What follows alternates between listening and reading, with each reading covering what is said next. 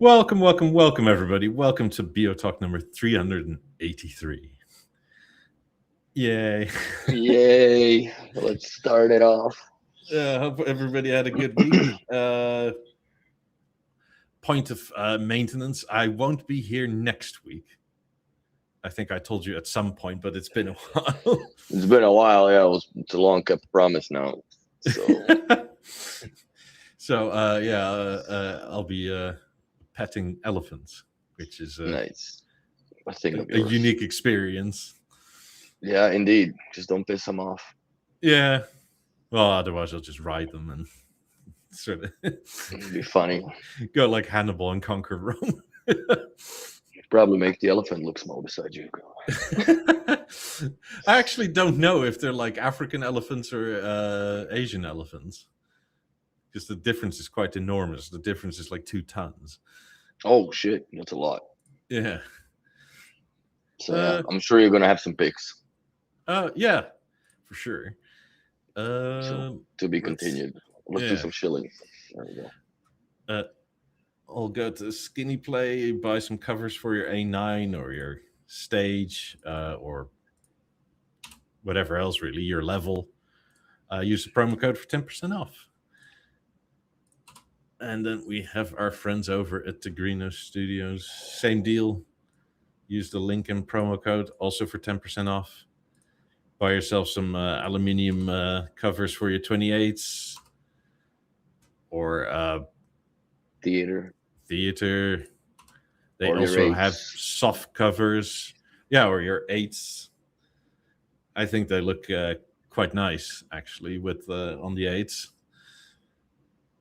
Oh, yeah. Then we have Buy Willie a Coffee at buymeacoffee.com/BeoWillie.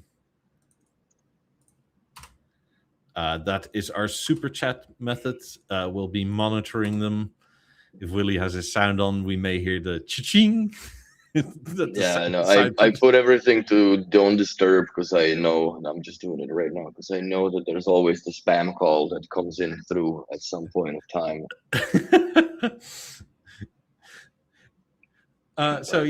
For any question and or topic, you can fill in your own amount. It's, I think it can even be 1. So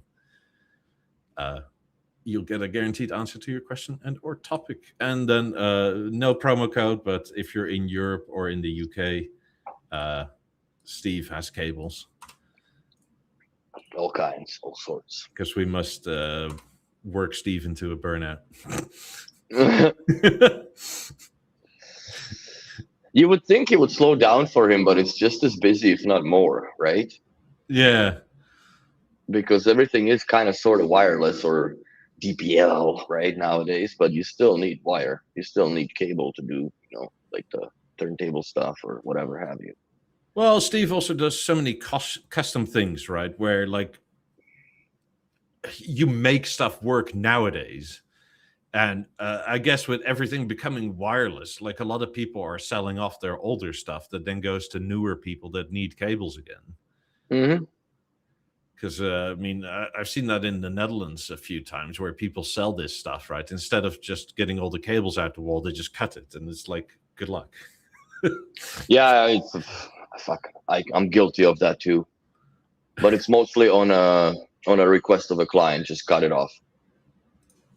And I think usually the people are pissed off more or less than anything because that, like the Masterlink system type of thing that should have stayed with the house when you have in-ceiling speakers, link eyes everywhere and so on and so forth. Maybe all you got to do is just replace the speakers that are in the ceiling for better ones if they're not B&O. Yeah. Which kind of brings me to my week's highlight, which was I got certified with Origin Acoustics. Sweet. So I got my little diploma because they actually printed one. Isn't it cute? Nice. So yeah, we did a whole bunch of obviously A to B demo listening and so on and so forth. And then at the end of the class, right, as a funny thing to do, we had a speaker toss. So for those that, because I didn't know what was speaker toss, but it is basically like those little bags of like weight that you throw into a hole on the wood plank that's slanted. Oh, So what is that called? I don't know what it's called, but you know exactly what I'm saying, right? Yeah, It's this a is kid's game. such a North American game. I had never ever heard of it until I came back here.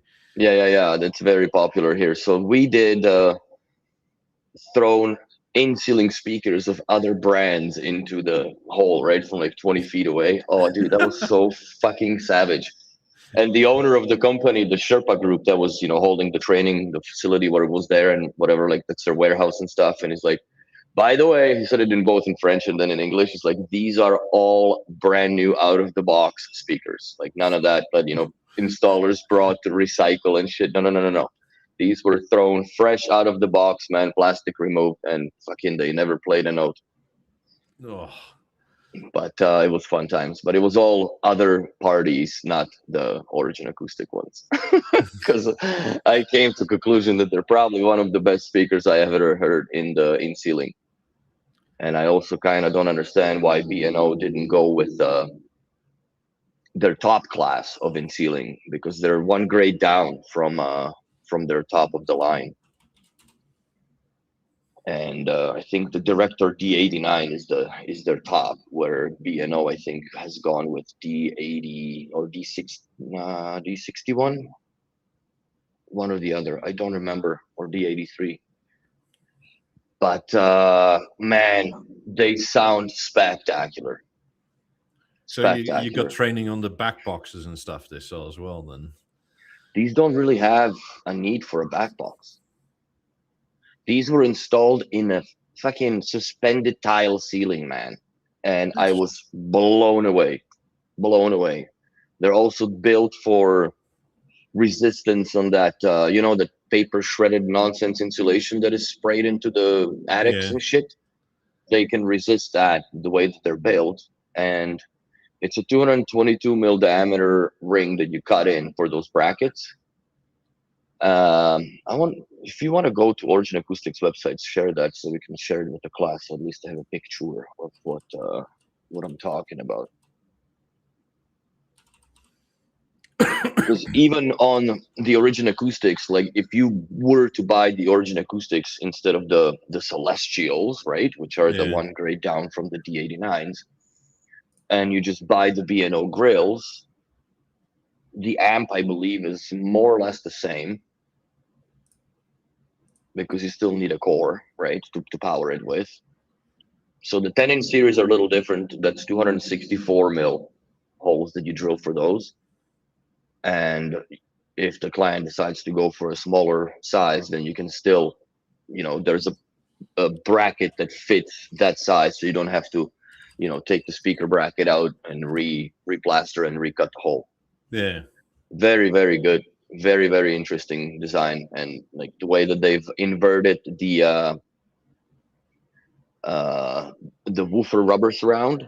Mm-hmm. It's not poking out; it's poking inwards, which like reduces the cross vibration inequality in the driver, right? Specifically when it's placed in the shit ceiling like that, where the tile dances with the vibration more or less. Yeah. To a certain micro level, and it's the same for regular ceiling as well. Depends on how far apart your joists are and so on and so forth, right? How thick your drywall is used and everything else. But man, I was absolutely flabbergasted by what they sounded like. And there is another, where is the in-wall loudspeaker? So if you go to the menu for the in-walls, I wonder if they have those stealthy ones here. I forget what the heck they're called. So these have, that's basically like the palatials, right? With the grills. These I didn't really hear, but where are the? Is it the architectural subs? No. They also have the same lights that or same lights, for God's sakes. The same speakers like the not Origin Acoustics, the James Audio has, which are the small aperture, so they fit into the basically size of a pot light, and you screw it in. Mm-hmm. Very, very, very good sounding. very good sounding. So yeah, there was a lot of stuff that I was quite impressed, but I can't find those. Uh, I can't find the not the architectural subwoofers. I want to find those invisible ones. Blends. Okay, go to blends, invisible. It's the second one from the top. Boom. So these are the ones that we've installed. Like obviously there are limitations to the sound, but these have the back boxes on them as well. But if you go all the way down, you will see that there is a subwoofer that they made with this. Because let's face the fact, like even the three-way in-wall speakers, they don't sound that great on the bass because you like you can't move the wall, right? Yeah. To an extent. But if you go further down, further down, that's the subwoofer.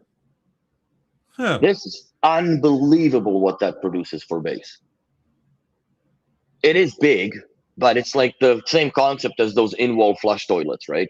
Yeah. Yeah, you Where won't see them once they're you in. won't see nothing. You just see that little grill on the bottom, which is about, I would say, 4 or 5 centimeters, so like 2 inches wide by 8 inches long, right? And that's the woofer part. That's where the port is. Hmm.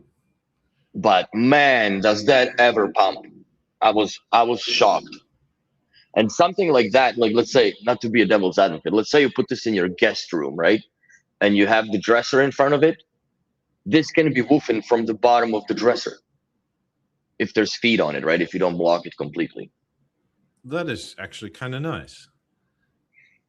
Yeah, man. It's I'm fucking sold. I'm sorry, guys. I have not that I have nothing to do with Origin because I am now certified with them, but I'm only saying that because I'm very impressed by the technology that they're using in their speaker systems and just how much research and development went in and how much consideration for installers had also gone into these because those rings are super easy to remove and put back if you need them. But yeah, this thing is just catch me out.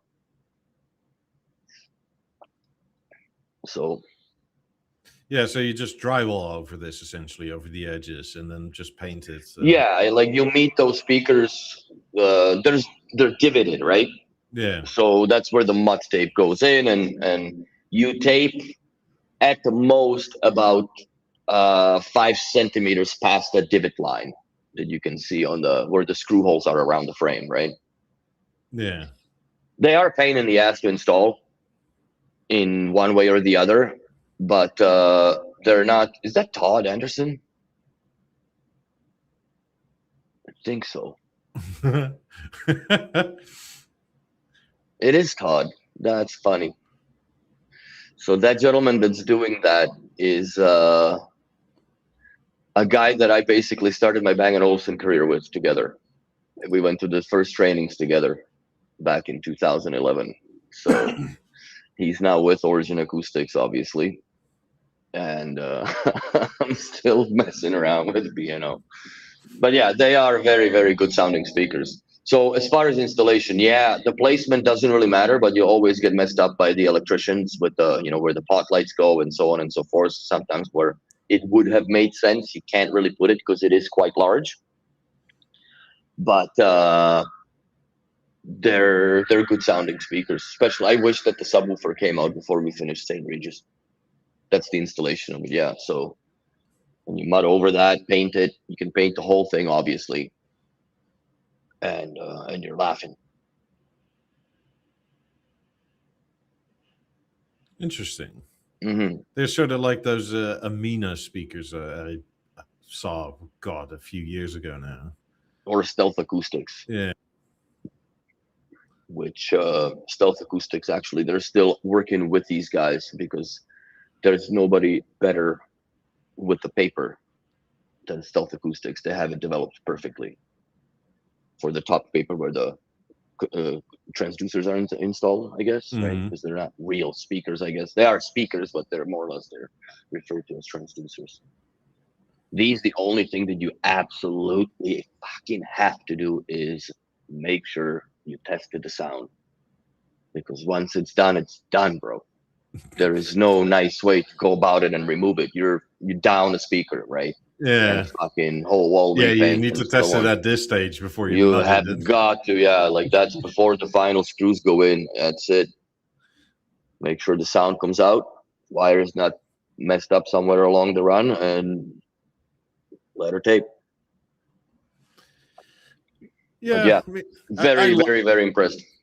it is a very good option for like minimalist living and Hmm. still wanting sound. I don't think I would ever really go for this, but I mean, especially in Europe, right, with so many brick walls, it's kind of impossible. This is more a North American thing, or maybe a very new build where they use a lot more drywall. Yeah. But I mean, the walls in like the former apartment I lived in, yes, they were plastered, but it was literally liquid plaster on concrete, right? Like it wasn't drywall. So Hmm. No choice. yeah, Yeah, but that's like I said, it's more or less North American construction side, I guess, of things. So you can afford to do that here.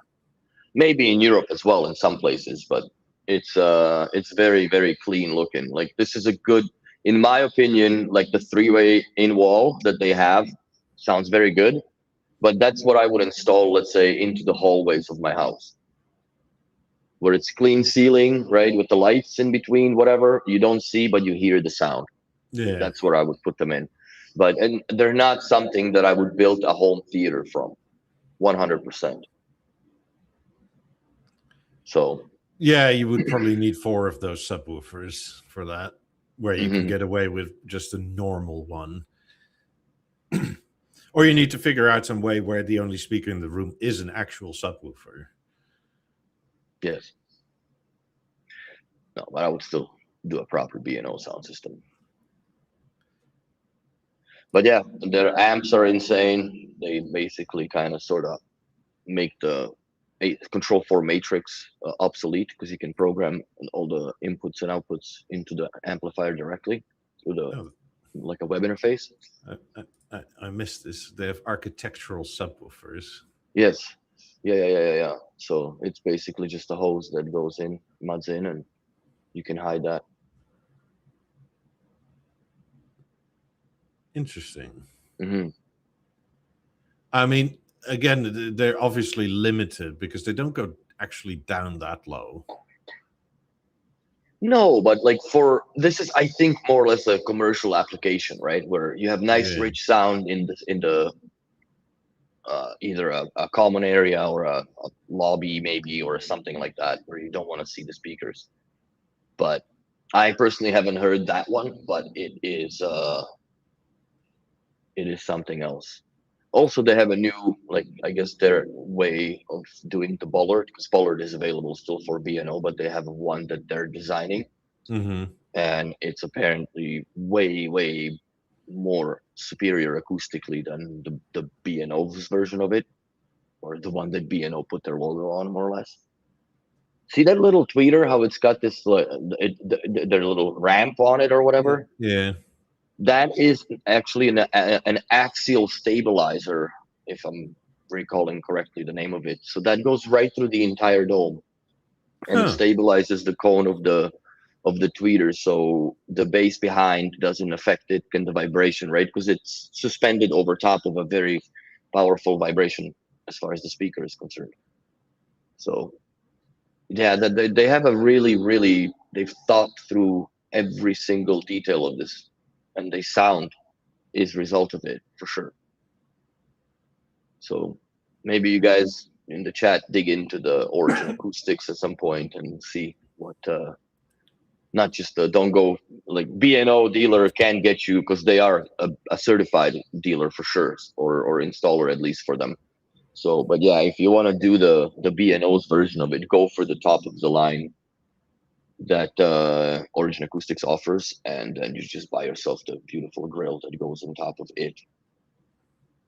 Yeah, I've always been very interested in the palatials because they just Hmm. look very cool. They are.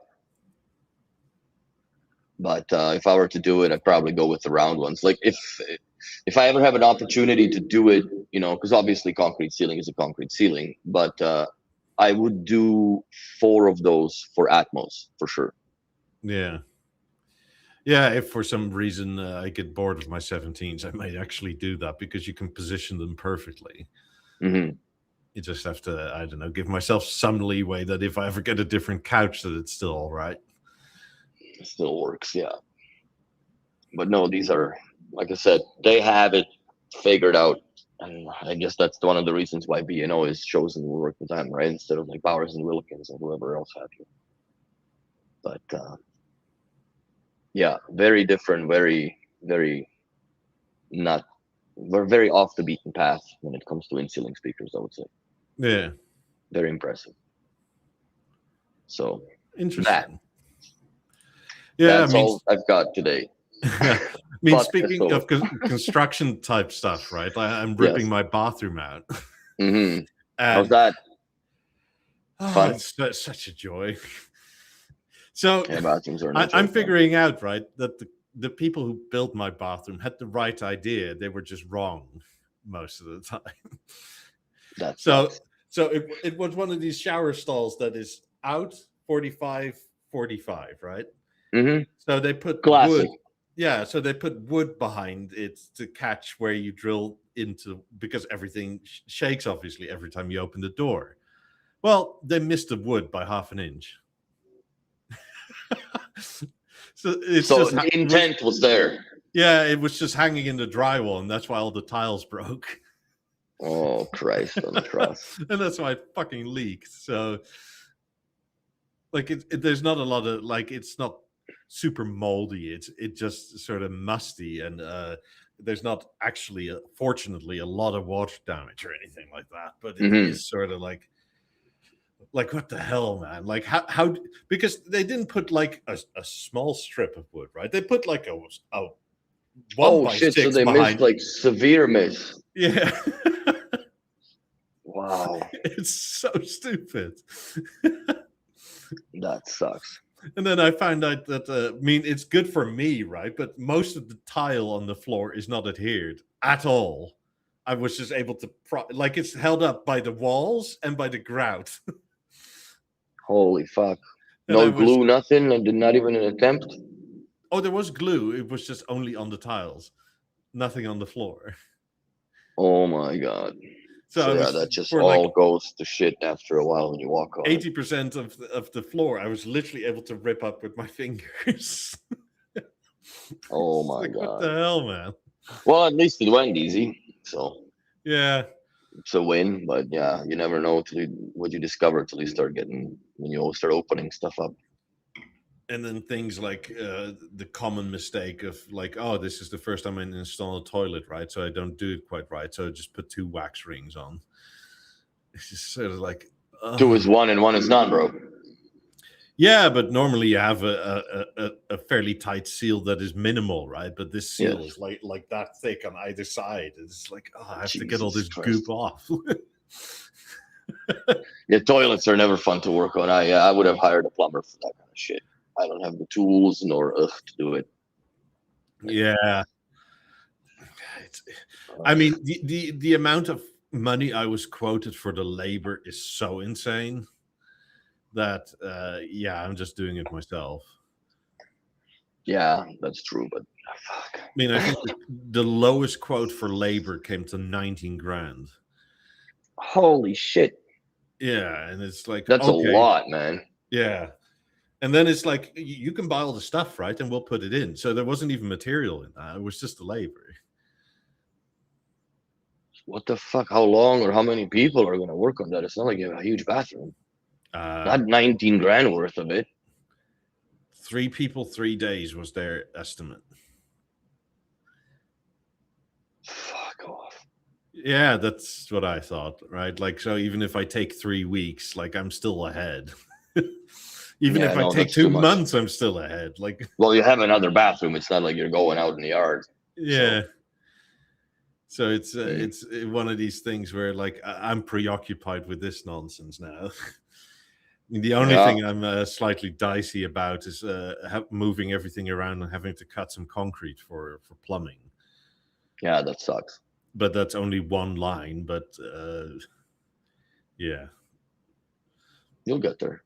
yeah. Oh, I'm not worried in that sense. It's just so annoying. It's unpleasant, and then For renovations, the worst part is the bathroom. Always, yeah. always. So So another thing is that behind the drywall, you're supposed to have a vapor barrier, right? And they just use a sheet of plastic, which I guess is technically a vapor barrier, but it wouldn't pass. yeah, I mean, it's supposed to breathe a little, at least. Just gotta do it right now. So I have to replace that sort of shit as well. So fortunately, I recently somebody had one left over, so I now have one of those hammer nail things, right, where you just slap it on the piece of wood and it puts a net or a staple in. Oh, the little, what is it, the hammer tack or whatever? Yeah. F poof, yeah, I used to use that. So I posted this on Discord because that seized ring. Yeah. But I've gotten into it a little bit. I couldn't open it. I don't know how to open it. I think that the only way to open is you heat the top plate and suction cup it out to get access to the screws or whatnot. But I've used a Q-tip that I had sharpened, like so, and I literally applied the oil into the inside, like right there into the groove, because this is the part that doesn't spin. The plastic, and then that recessed part does. It helped it. It's nowhere near to what, like, right? Like, you can hear the grind. I went digging for shit because I was tired of not knowing where the hard drive was. So I found the gun oil for my, I guess, paintball guns or whatever. It's very, very, very, like, liquidy, I guess, oil, right? So I didn't put much. That's why I put the little tip, and I applied it right at the edge of it and just let it sit overnight. And yes, I've worked it a little bit, but it's definitely better. It's nowhere near the perfection of like the actual Essence remote, right? But what I'm gonna do with this as a utility, I guess, I'm gonna just take the Beo Remote 1 from the hallway because it never's being used at all. It's for power off, so I can put this in there and then just program it to the moment with the gateway and do the light commands, because it still is the one that can do they all did the light commands to begin with, but IR only. So I'm gonna do that. But yeah, it feels bad that this is very unserviceable. Like, yeah, there probably is a way, but you're going to ruin glues and that sort of thing, right? And I've never seen what's causing it's bad grease. Yeah, but is the grease itself just coagulating, or is there like a bunch of dust in it or something? I remember my really good friend opened this back in, I would say 2014. Because they were still like brand new, and they were parts, but there was not really, you couldn't just order the ring, or you couldn't just order the top plate. Like the only parts that were was this for the wall bracket, and the table stand part was not available. Like that actual aluminum thing, that was not available as a spare part for some reason. That thing. Yes, exactly, that thing. You fucker. So I want that one, but I don't really. I like the wall ones, but like it comes with the commitment of 2 screws. But I'm not gonna use the adjustment wheel, even though it's somewhat usable. But it's just, it feels bad, man. I think these should never have gotten discontinued. No, I would have been okay with these getting price bumps. 100%. And like specifically if they actually did, either like a newer edition from this serial on, the Bluetooth commands are enrolled also with light commands. You can do the light commands in Bluetooth. Then you could have these more or less like keypads in your house. Yeah, or I don't know. Imagine this thing with 4 My buttons. Like that would be amazing. And a volume control. Yeah. Yeah, that would not be bad at all, actually. I probably would have bought 5 or 6 of them. Oh yeah, no, I would have this. I have them not everywhere, but I have 2 of them in my bathroom, right? One by the shower and one by the sink. Yeah. And I don't touch the level at all. But yeah, yes, it's remotes. I don't think there should have never been discontinued, and or make something else that replaces this, because even the Bluetooth was insane Yeah, it lifespan on lasts this. forever. It lasts for ever. So no, I definitely, even though it's boned, it's not that boned. I'm gonna at least reuse it as much as I can. I have one more wall mount one, brand new in box, but keeping that way for a while. Yeah, I'm almost thinking of getting another potentially, just for like in the kitchen. It makes sense in the kitchen. Yeah. Because you can even have it linked to the theater, right? Yeah, just have it next to the stove, right? And you can still do the volume and like a my button and next and that sort of thing. Yes. I found that if you press the bottom, it unpauses.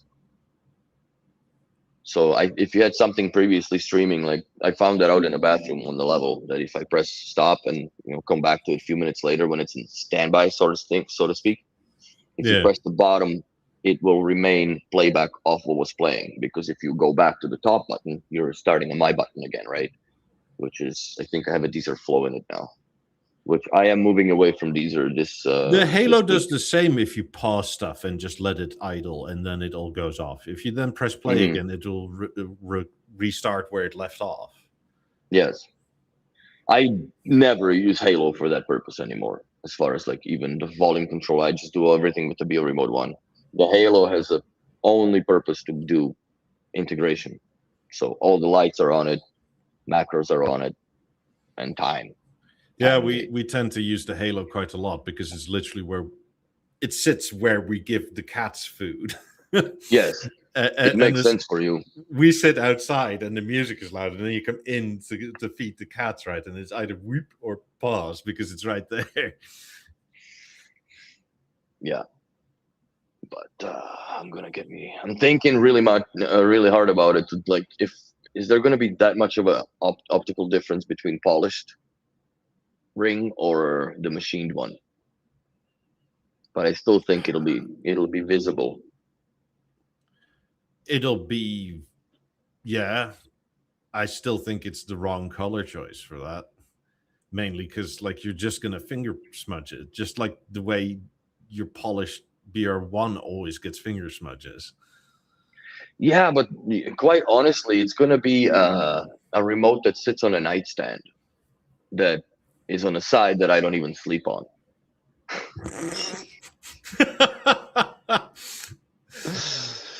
So it's just there to kind of balance the BO time with the Halo, and then the occasional turn on off the lights on it that would be touching the display. So there's really no difference in fingerprints.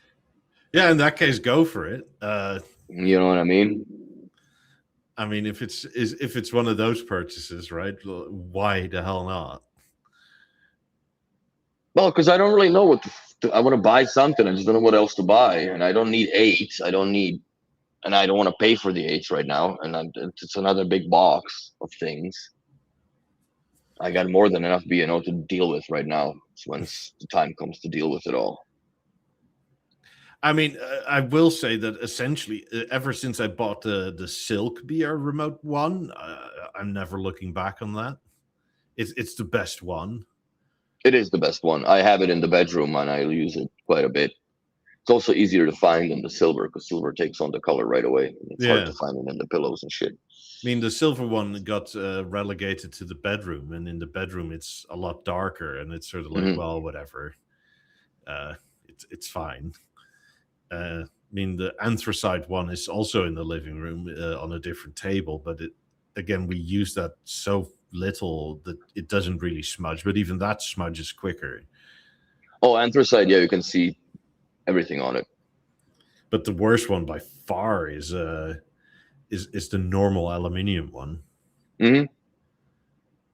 But you know what, though? I don't know. Well, yeah, it's a bit smudged up, but it's not that bad. But this one's got more battle wounds than anybody, though. Yeah, but I mean, it's not that ruined bad because you probably do stuff right and immediately do that without even noticing.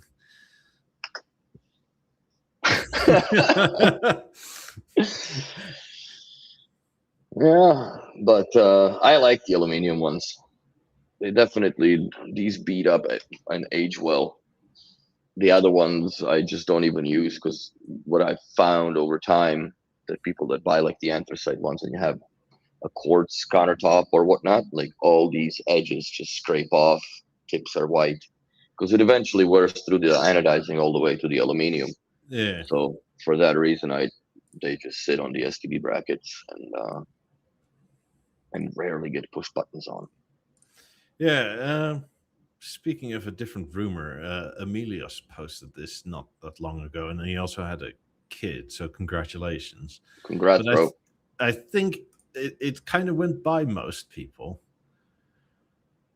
Mm-hmm.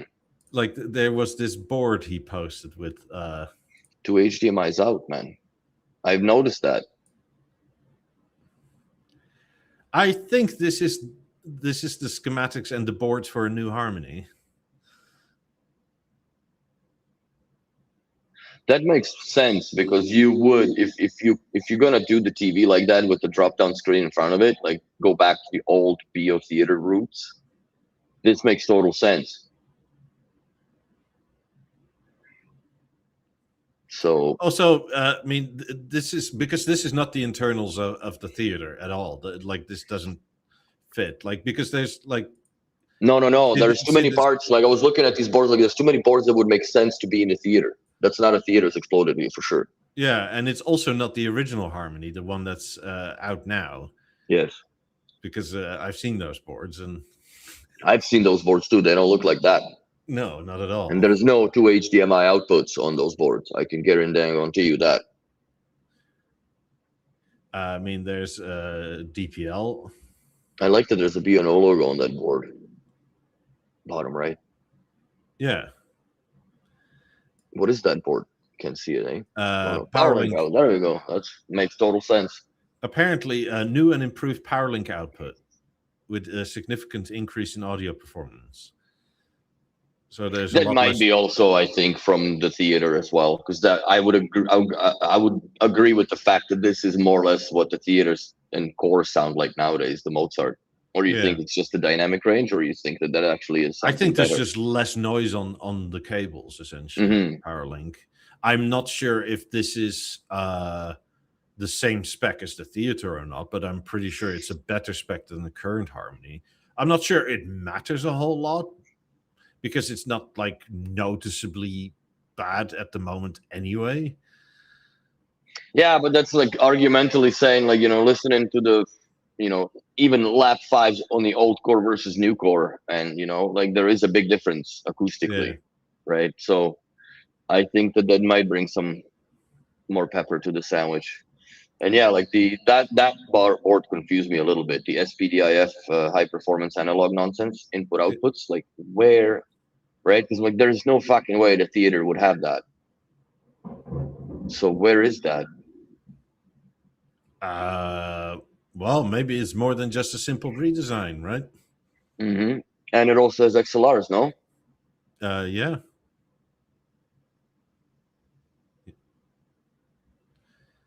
Enabling Very XLR and interesting. PowerLink in, which is interesting. So whatever this is going to be a proper flagship again. It looks like it. Because there's more boards here. So this is the Mozart module. Mm-hmm. That looks the same, more or less. Yeah, it's more or less the same on everything, but it's repackaged in a new way.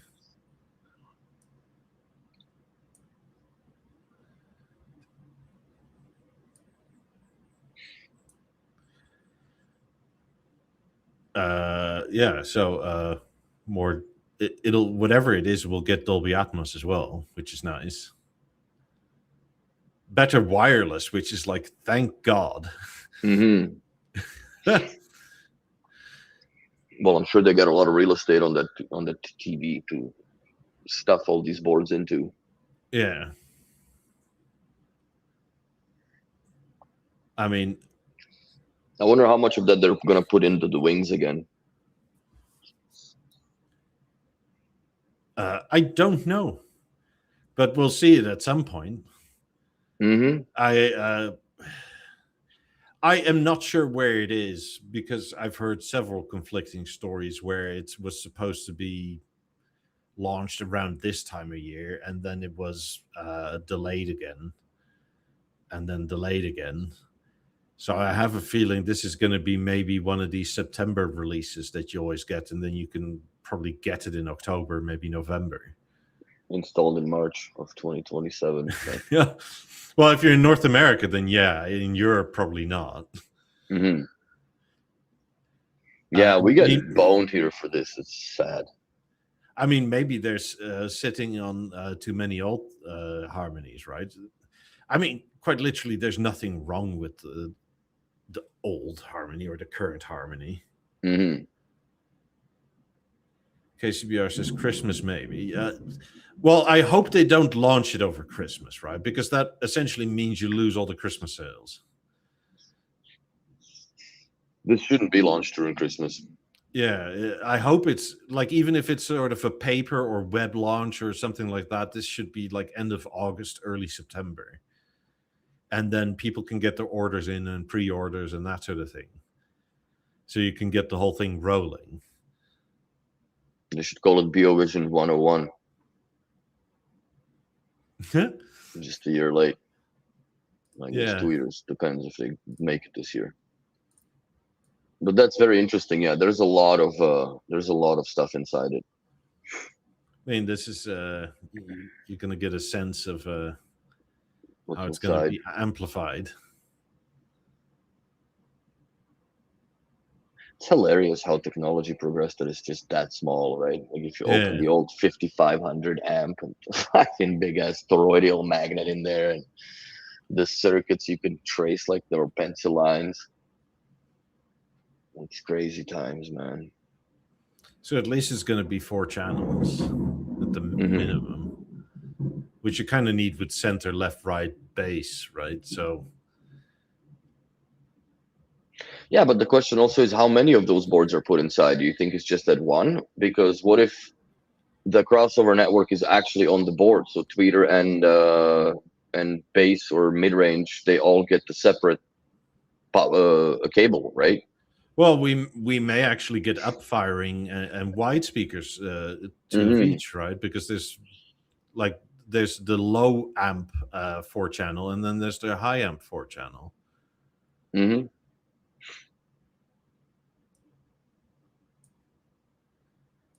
This is also interesting. Enable interfacing up to 8 external amplifier channels.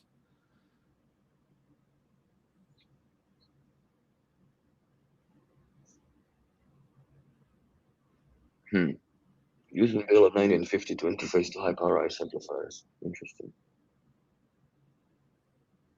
And then there's the theater. Yeah. I mean, the theater still will probably have more, right? Which is not entirely surprising, because I don't think this will, if it follows even remotely the sort of form factor of a harmony, it won't be a soundbar as such. No, it's going to be a full-on BeoVision, right? Yeah. And it's going to be ridiculous money because it's going to be a flagship. Oh, yeah. I'm gauging like 60K Canadian on it, at least. Which is what, like 40 US? Depends on the size they start for. I mean, I think the current... No, I'm just talking the sound center of it, right? With the fucking screen interface, and then you buy the finishing touch plus the screen is separate. I think they're gonna be around 60K in Canada. I think 40 to 45,000 US dollars is a price that I would presume that B&O is gonna come up with, because there's no way they're gonna come up with that for 25 G's US. The reason I'm conflicted, right? It's going to be expensive no matter what. Mm-hmm. But I heard a rumor that the interim CEO is thinking of dropping prices. So they should. Yeah. So, I mean, the current is it 65-inch Harmony? I think starts here anyway from 27K USD, right? So if this also starts at 65 inches, I wouldn't be at all surprised if it was more, but maybe like 30 instead of like 40, right? For the whole package, which is a good 10% more. I don't know. I just kind of optimism died with me and BNS pricing lately. Yeah, maybe I'm naive and maybe I'm hopeful. I hope you're wrong, right, and I'm wrong. Yeah, quite honestly, I really do. Yeah, I have a feeling you're right and I'm wrong, and I hope I'm right. Sucks. But yeah, because I think you're looking at a pretty good sum. Depends on like, and then is it on a motorized floor stand or a regular, right? If it's gonna be just like the Harmonies idea, because I'm sure that if they're gonna do something, I don't know if they're gonna fully redesign the entire mechanism into something different, right? Or are they using the same guts and they just figured out that, well, forget the wood because we can now aim the speakers upwards, right, with the grills, I guess. And then is it the same concept? Because it kind of sort of makes sense. It's just I think the only way that there's a need for redesign is if they've ran out of cavity space for all these boards and interfacing them together, or how closely they're sitting on top of one another. Like, are we looking at another era of Avant 55s where all this shit will cook itself, or you're watching movies every day? That's my concerns. Like, are they gonna, because none of the stuff is any more ventilated in any way, right? Yeah. I mean, I wouldn't be at all surprised if the mechanism is similar, but they maybe widened it, right? Like, so that and then forego the 88 8K version with all the extra nonsense on the back, right? We're just going to go like 65, 77, 83, and 97. And have it a bit wider for, especially because it's probably going to, their flagship, like the true flagship, is going to be with 97 from here on in. I think so, yes. Because it's more likely LG sticks with the 97 than with the 88, and just the way you have to disassemble that TV is such a pain in the ass. Oh, Christ on a cross, man. I thank God that I've never had the privilege, but I've seen it. I've seen the videos, and it's a process and a half, dude, to put this thing together. I mean, also 8K is kind of dying. It's kind of doesn't really have a future much anymore anyway. There's no use. It's too much. And quite honestly, like, we've talked about this before, like when it comes to if you watch a regular Blu-ray in 4K, right, there's no way that you can achieve the same throughput from a Netflix. I don't care what codecs they use. There's no way that there's one-to-one picture quality information and sound comes in from a stream versus playing, let's say, off of a Blu-ray or off of a file that is locally stored. Yeah. There is no flipping way that you can push that much data. So what's 8K going to do? Like, 8K probably will be pushing the limits of how much you can pull off of a USB device, right, over the network to have a proper throughput. So I just, nothing is shown in 8K really, like, other than a couple of those videos that are upscaled and whatnot, right, and over colorized. And yeah, this is potentially the most interesting, though, that it's wireless PowerLink receiver. No, HDR10 and HDR Plus, which I don't think the theater has. It's just Dolby Vision, isn't it, for pass through? I think so. I don't know. I don't remember, because I quite honestly, I never really tend to utilize the theater sources, right? Even when we did the installations, we usually plugged everything into the TV. Especially we found out that the Apple TV works better with the LG inside, right? It's still a CEC protocol. Yeah. But, I mean, 4 layers of the HDMI software. in and 2 HDMI out, which is Crazy. I think this is really aimed that feature at the very high net worth people, right? Where like even 97 isn't enough. Or maybe you want, I don't know, a 65 or 77 inch, whatever this is, and then a projector. Mm-hmm. And then still run it through your Harmony V2, whatever we're calling it. Mm-hmm. But I mean, we haven't seen HDMI out other than to the direct attached screen in forever. Like BeoVision 7. That's since the BeoSystem 3 is when it finished with. BeoSystem 4 did not have that ability. And you kind of fucked around with at Lona had HDMI matrices that they were supported in the B&O software, right? So there was a way to split the signal. But the problem also, became when the 4K meets 1080p. You couldn't split the signal that, let's say the projector gets a 4K, because now I have a 4K projector, and my BeoSystem 4 with a BV12 or whatever does the 1080p, which all it can. Didn't work like that. Everything's 1080p. Unless you don't use the what's it called? Unless you don't use the screen at all from the BeoSystem 4. But then you're just limited to an SPDIF input.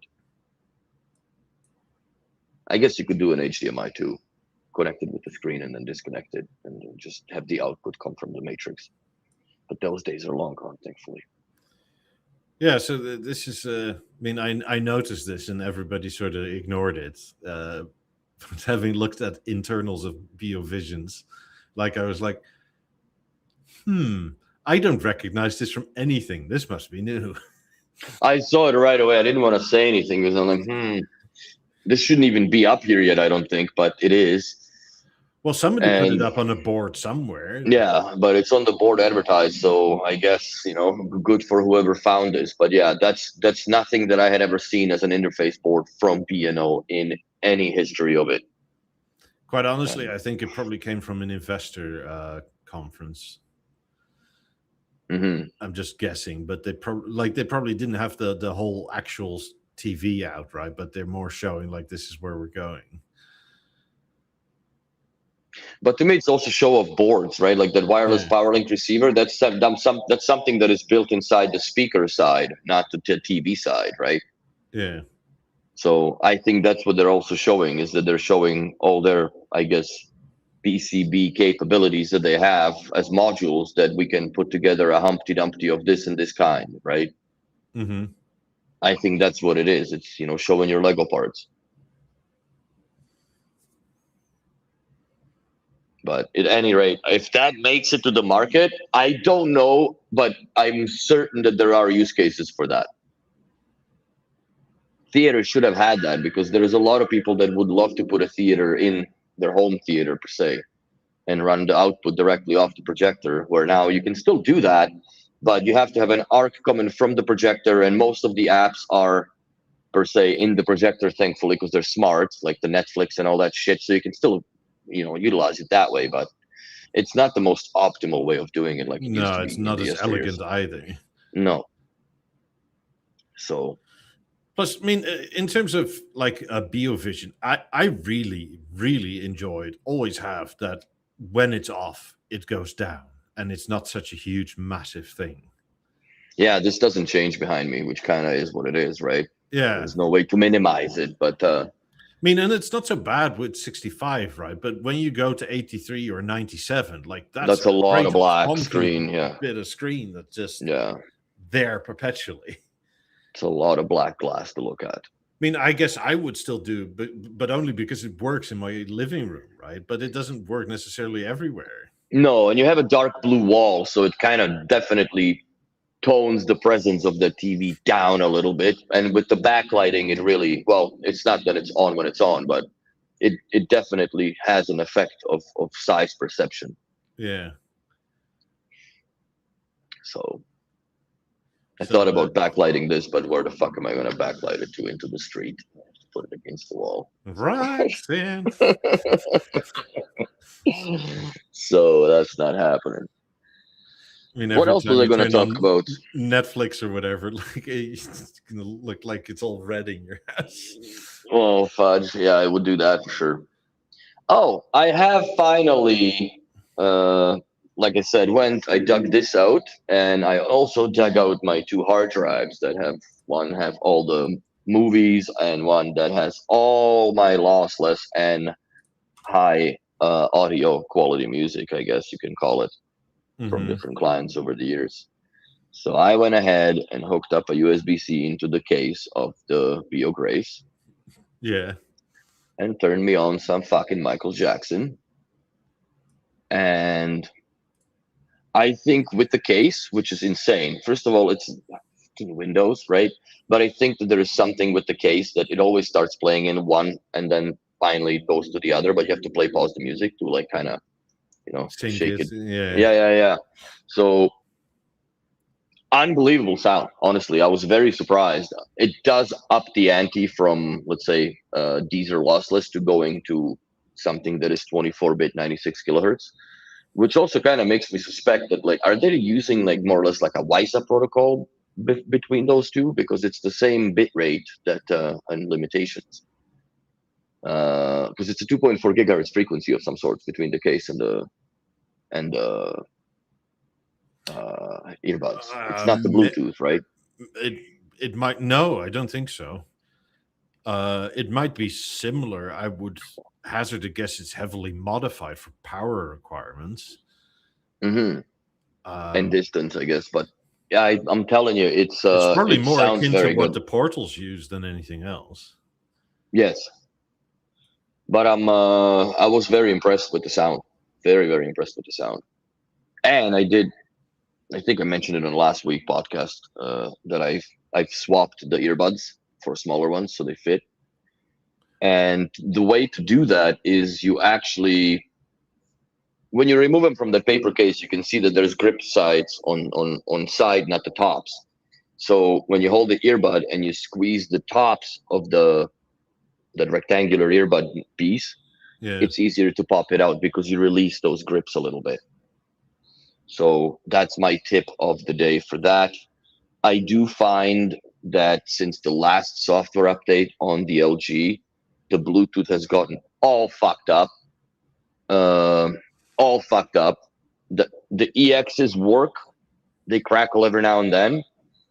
But what I found with the Bio Grace is that if I change volume by taps, or if I fuck with volume of any kind of anything, even if I change the listening, the virtualize regular or off, it starts to crackle and one of the headphones actually crashes. I have to put it back in the case to restart it, put it back in my ear, and it comes back on. I do have to say that now using the Grace versus the EX, I thought I'm just gonna use the EX for the TV. I do fall into the use case of EX of Bio Grace quite a bit more now because they boot instantaneously, damn near. Like by the time, I think that also that's the part of the design where by the time you fiddle fuck them out of the case, they're fully ready to go in both ears. So I got a comment the other day, and they said comply ear tips for AirPod Pros work for the Graces. No shit. Are they the same? Like they look like the same design. Yeah. They also have the sort of notched in attachment pattern. Yeah. Yeah. Interesting. Very interesting. I might just go and pass by the Apple store this week when I'm downtown. I'm sure I'm gonna be. So you Yeah, fuck, they look exactly the same. Yeah. The grippy things. Yeah.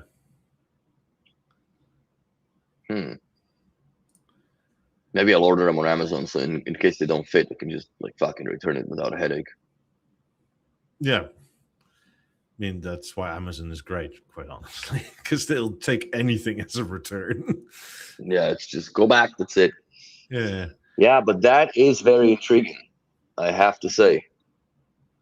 because I like the EXs for that matter, that they don't work themselves out of your head as you're talking on the phone or whatever. Where with the Grace, I find myself constantly pushing them in. Yeah. So that's something to think about. You can get them in all sorts of colors, right? If you want to. Yeah, I just go for the black. I mean, you also have white, obviously. Mm-hmm. No, the black ones are the way to go. What's the price on these things? 30 US for a 3-pack. And 2 of those pairs you'll never use. Yeah. Well, you if you know the size you want, right? You can just get a 3-pack of one size. Ooh. So you have 2 spares immediately. 2 sets of spares, I should say. Mm-hmm. How many sizes? If there's just the same sizes, like 4? Small, medium, large. Because B&O has 3, right? Or not? No, B&O has 4 in the Beo Grace. There's 4 different sizes of those cups. 5, but sorry. 5. I doubt you're the absolute smallest or the absolute largest, so it's probably a medium. I think the medium would be the way to go. I mean, most people are a medium. Mm-hmm. Also, this is the foam, right? It's not that rubber stuff, so this is probably fits a bit nicer, even if it's slightly too large. Yeah, but when you got a fucking ear canal, you can fit a toggle bolt through it, for God's sakes. Like, that's... Come on, man. Fucking half-inch hole in your ear. Well, I guess some people have that. Just lose them in your ear hole. But that's a good find. Very good find. I was unaware, but I didn't even know they made them for AirPod Pros. But that's why I love this podcast. We also learn every day. Yeah. I mean, I may actually buy some of these for my AirPod Pros because, I mean, the rubber is okay, right? But it's not optimal necessarily. I mean, they're like $20 here on Amazon. 20. Oh yeah, I'm on the complyfoam.com website. Amazon may have deals or whatever. They do. Is it for Pro 3 or Gen 3 Pros, whatever? These are Gen 1 and Gen 2. I don't know. Okay. I would assume it's for Gen 2.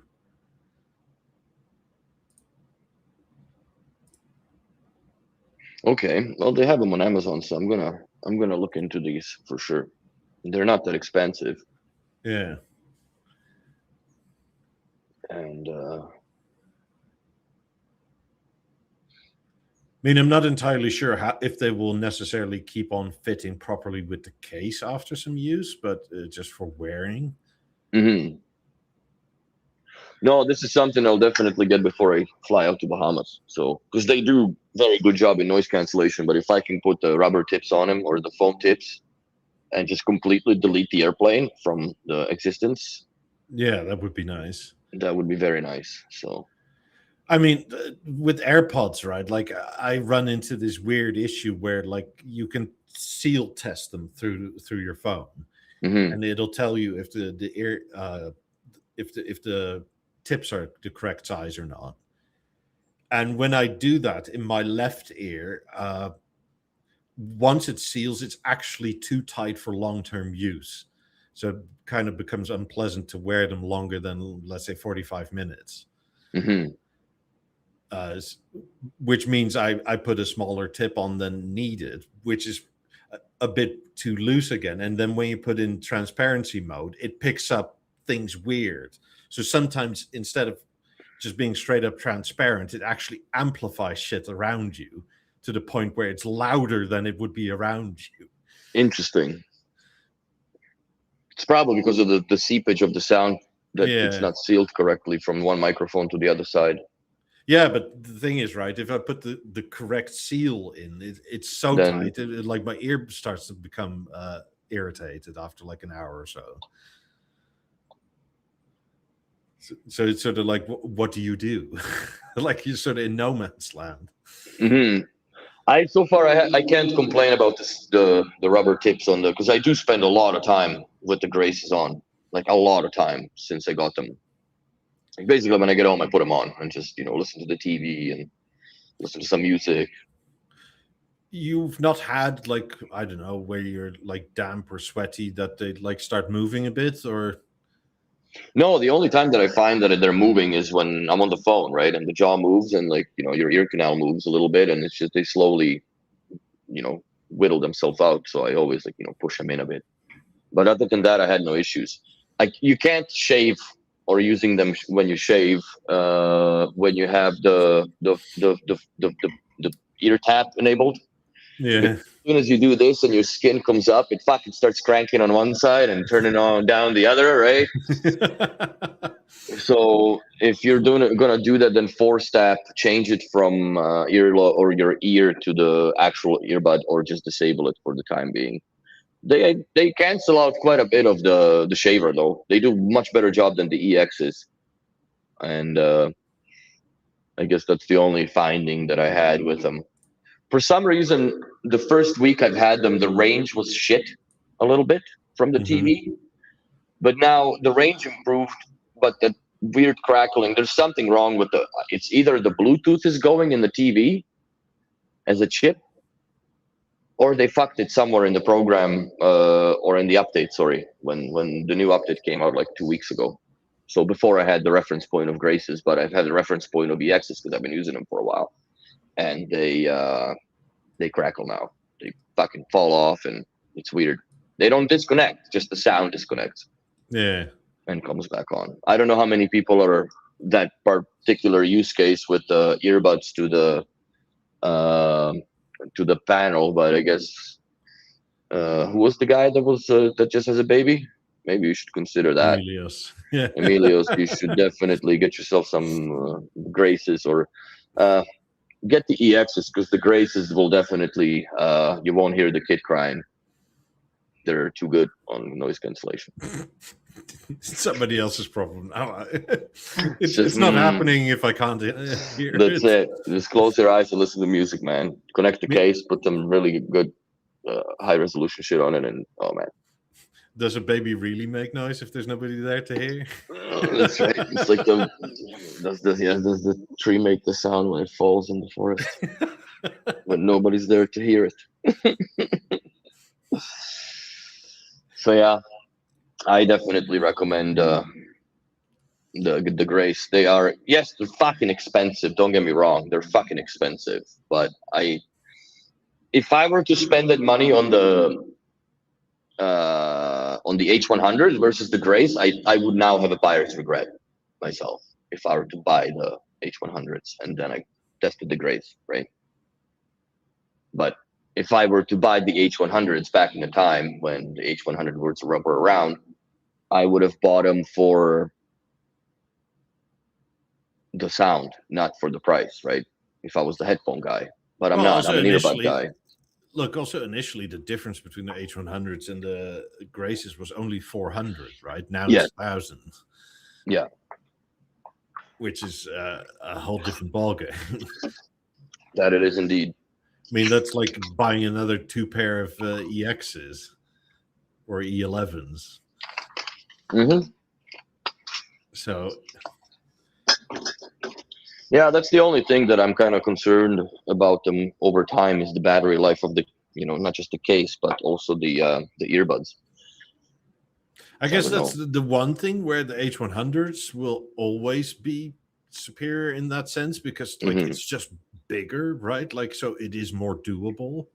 It's not all glued together. It's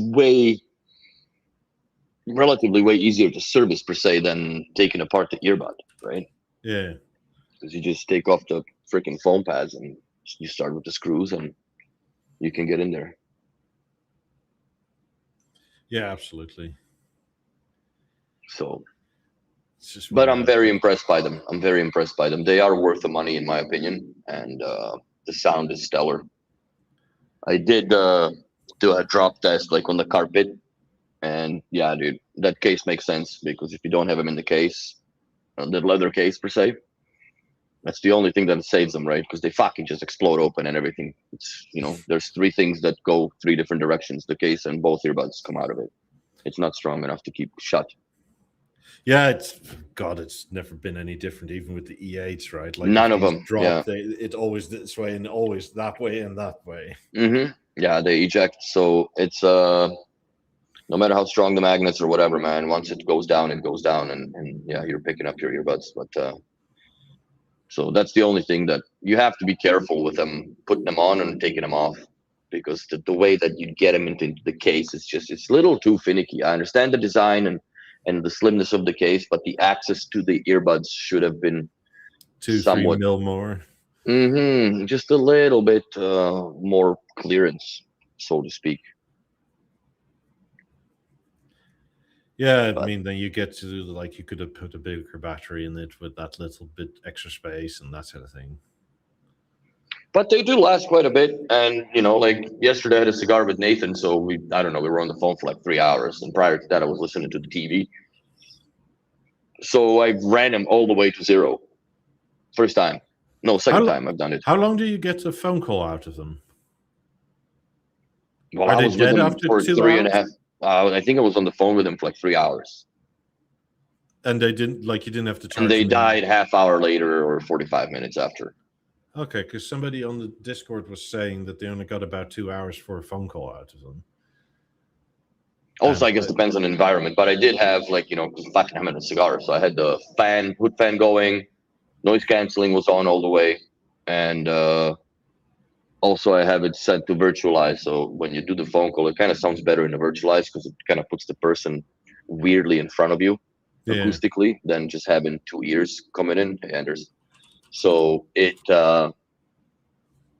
No, they last. Fuck, man. I can't say a bad word about them. The only thing that I had issues with was, first with the case, because it didn't switch, and now it's permanently stuck on 96 kilohertz as far as the lossless music is concerned. So I don't understand that, but can I even look into it now? No, that may be a software thing, right? Like the current. Well, it's not exactly a problem, but the how would you say, the display issue that the app has, where the app just says your theater just does PCM, or it's stuck on saying it does PCM when Netflix on the thing says it's doing Atmos, right? Yeah. Else. And it's a that's display an app issue. Yeah, like it doesn't actually play PCM. It's just somehow there's a communication issue between the theater and the app, but it is doing the codecs correctly. Because I noticed sound difference right away, but it's just like on the app it still says that. I'm like, no. I'm playing 24-bit 96 kilohertz. Like I know I'm playing that because you can look at the file properties. Well, sometimes when you're streaming things with regards to the app, right, like in your setup, it's hard to tell, especially if True Image is on. Like on that, yes, but on the earbuds, no. Yeah. I'm specifically now talking just like case to earbuds when it comes to the app. But they're working hard on the app, I have to say, man. I've gotten like 2-3 updates in the last week and a half, 2 weeks. I got one today again. But one thing that they still haven't fixed or forgotten to look at is the fact that you cannot change the colors on the BeoLab 90s at all. Like that whole tab is gone. I think 50s suffered the same consequence. I'm going to look right now. Yeah, there's nothing.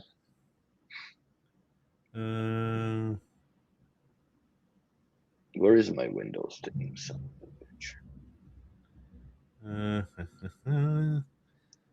Well, fortunately, it's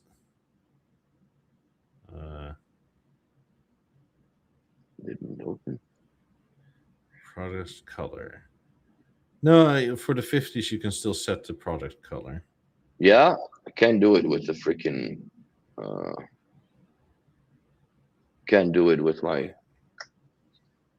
90s.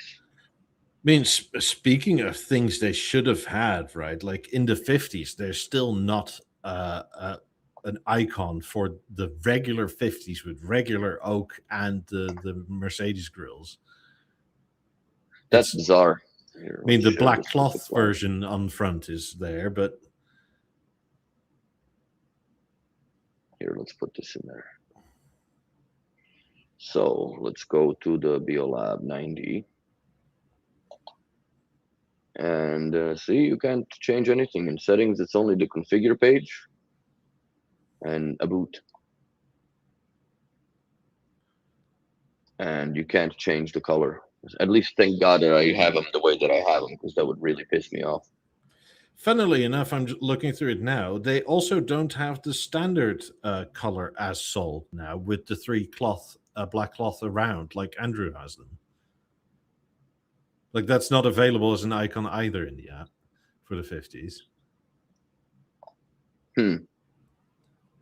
Oops. I know that in the theater, let's go down here, settings. The colors are the same. They never, like, how do you then differentiate if you have the Atelier versions, right? Yeah. It's the same shit that's been there since the very beginning, and the Naked Theater. But this kind of bugs me and confuses me that the sources are now under sound. Same. Which this makes no sense. This shouldn't have been under sound. This should have been instead of the software update button or something, because it's doesn't make thing sense to get used to. Like I've started giving up on complaining about this because it's hitting deaf ears. Here, let me just get out of that. I mean, stuff changes so often, right? And like, yes, new people won't notice it, but in the last 5 years, the general stuff that you were looking for has changed positions so many times for no apparent reason. Yep. I mean, not that long ago, I had to like do something to the stage, and that thing has been rock solid since forever, right? And the app has changed so much, I couldn't fucking find it because it was not where I left it. It's not where you left. It's not where they do it. Yeah, I know. It's bothersome, but I played around with the app the other day, and I was looking at like because I'm switching everything over to Tidal now, so went through all the sources. But yeah, it's a little bit annoying. Yeah. I mean, as sold as standard, right? This is the basic configuration. Basic bitch 50s. Yeah, which is fine, right? And Andrew likes them that way, apparently. So good for him. He has these, but you cannot select these in the app. That sucks, because they should be. I mean, the best you can do is this. Like, which is used to be the standard, right? But like this is now the standard. It's interesting that they lowered it down with that. Well, I guess you have to. Well, it's only $1,000 difference. Yeah, $1,100. $1,100. I'd go with the Oaks, but I do agree. Like the fabric ones do look nice from all sides. The same. Like I like the uniformity of it. Oh yeah, I mean, I have nothing against them. It's just I'd probably do them all Mercedes grills if you could. It's all three sides. Fuck it. Yeah, bling that shit out. But yeah. But I mean, when they first launched, right, like this was the basic way you could buy them. Like when they launched, you couldn't even get them cloth all the way around. No.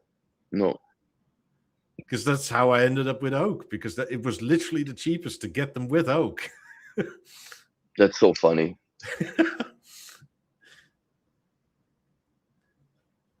But yeah, I mean, if for the amount of stuff they're working on the apps, they need to look at their images a bit more.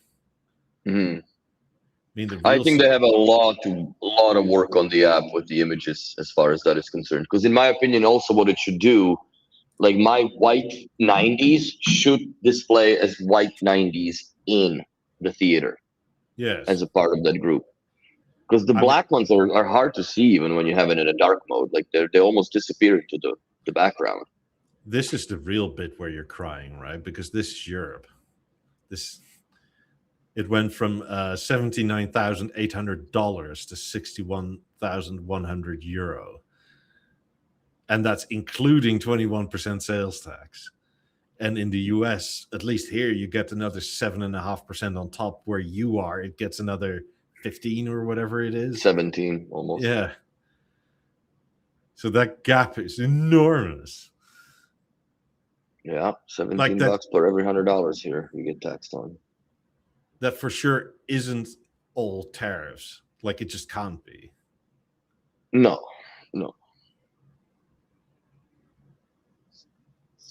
I mean, yeah. Let's do some quick. Yeah, the difference is massive comparatively to what we got here going on in Canada and US. Yeah. I don't know who's worse on it now, Canada or US, when it comes to it.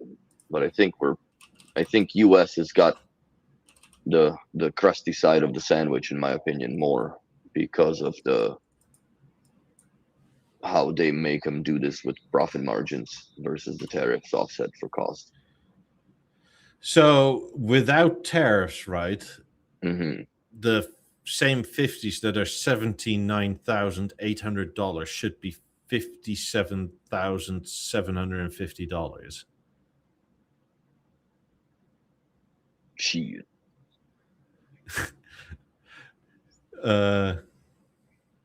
Yeah, so that's Not adding up pretty good. no. There. The math ain't mathing on this, bro. I mean, are you really telling us there's 22 grand in tariffs on there? Which is nigh on 50% tariffs? No. There's no way. That's some other bullshit. Mm-hmm. Or they just more or less they're raping the American market or North American market more than they're raping the Europe, because they can only get so much with Europe, right? Because also they have a much more brand recognition and establishment over there than people here are very little aware of Bang & Olufsen. So if you just put in Bang & Olufsen this, Americans and Canadians, I think, are more than ignorant enough to not look at it like from the European pricing, right? Yeah. So I think that they bank on that, and also the fact that like I'd rather buy it from a local dealer, support his business, and have somebody support my shit when it goes sideways. But that also comes with I think too much of a premium cost. At least I think the product should cost the same. Well, because what doesn't make sense to me, like the installation is usually included in Europe, including the price that like it's inside, right? Depends on the country a bit. In the UK, no. In Germany, I'm not sure. In the Netherlands, it's more common, but it's also because so much stuff is closer, right? Mm-hmm. I mean, it's very unusual if wherever you buy it in the Netherlands, your dealer has to drive more than 20 minutes. Like there will be customers, but like, I mean, from Utrecht where I live, right? If you go to Amsterdam, that's 40 minutes. And that's considered far. Yeah. Like that's like almost a day trip. Holy fuck. I take 40 minutes every day just to get to the office. So, I mean, where I live here in Tampa, right? Like, it's almost identical the distance from where I used to live to Amsterdam as it is from me in the same city to the airport. Like, and I'm still in the same city, right? I haven't even left my county yet. Mm-hmm.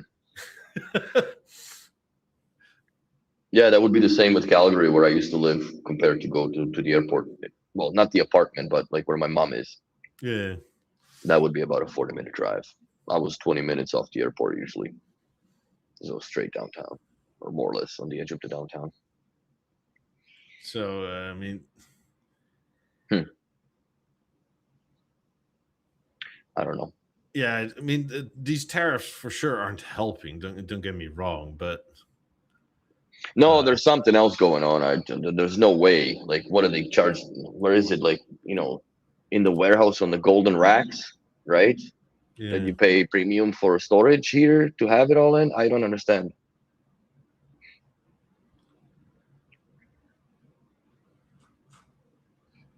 But Sandeep says theater does HDR10, not HDR10 plus. I think it follows what the LG can do.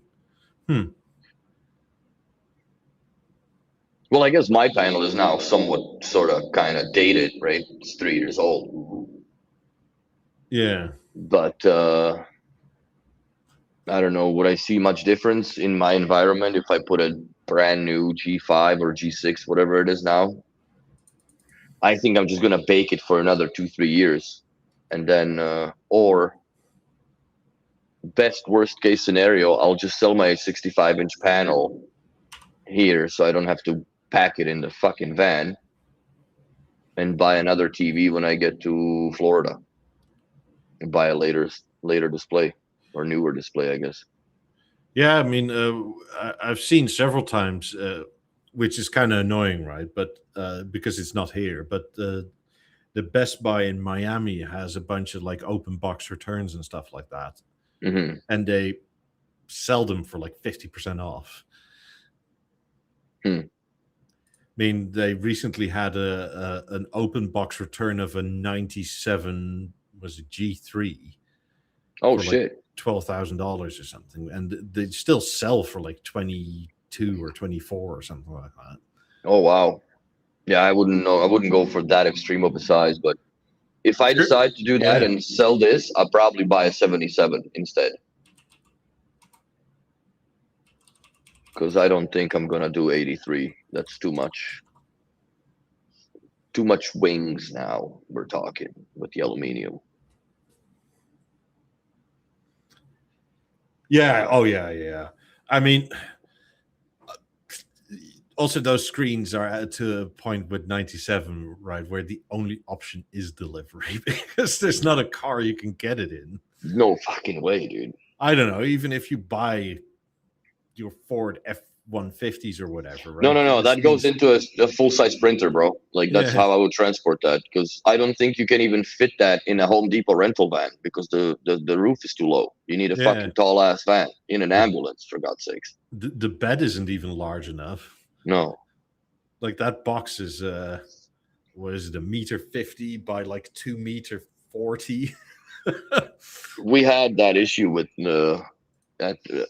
before in Quebec-Zone, and then they bought like the Ford Transit big boy, not the tallest one, but the one that you can stand in it. And yeah, like, because the TVs are they're not getting smaller.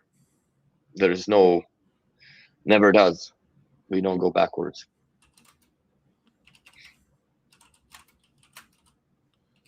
Where in Florida are you at? If 1,500 kilometers, you said dealer miles. I misread that too. If you ever go to your closest dealers, what, Orlando then? Because I hope you're not thinking of Miami. Yeah, Orlando, like you say, 4 hours of drive, and I don't know how many miles that is, but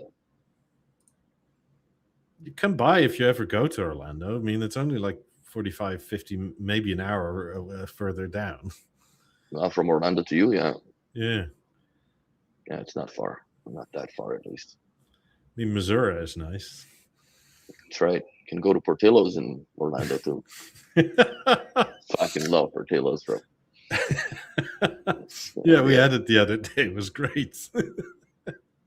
Yeah, the only thing that sucks that if I move to Florida, there's no Portillo's in Miami yet to start a freaking petition or something to have a. Oh, it'll come there. I mean, Warren Buffett bought it like 4 or 5 years ago.